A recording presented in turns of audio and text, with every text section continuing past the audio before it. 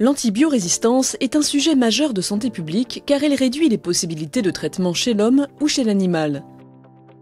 La résistance des bactéries est un phénomène naturel, mais elle s'est trouvée amplifiée par l'utilisation massive des antibiotiques dans la seconde moitié du XXe siècle.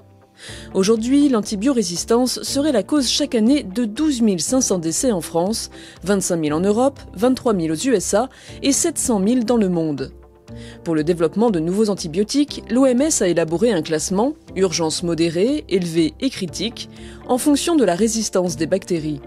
Celles à Gram négatives sont les plus préoccupantes. Pour la médecine humaine, la prise de conscience s'est traduite par une feuille de route interministérielle pour la maîtrise de l'antibiorésistance. De nombreuses campagnes de sensibilisation ont vu le jour. Les antibiotiques, c'est pas automatique. En médecine animale, les plans Éco-Antibio 1 et aujourd'hui Éco-Antibio 2 imposent des obligations et donnent des recommandations aux vétérinaires. Mais de nombreuses questions restent en suspens. Peut-on réduire la consommation des antibiotiques en médecine animale et existe-t-il des alternatives ? La résistance aux antibiotiques dans les traitements vétérinaires a-t-elle un impact sur la résistance en médecine humaine ? Les plans de prévention nationaux en médecine vétérinaire sont-ils connus et appliqués ?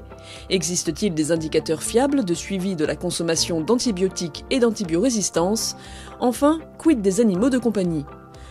Pour obtenir les réponses à toutes ces questions, rendez-vous le 20 juin à 20 h pour la conférence virtuelle « La résistance des bactéries aux antibiotiques, médecins vétérinaires, cause commune ».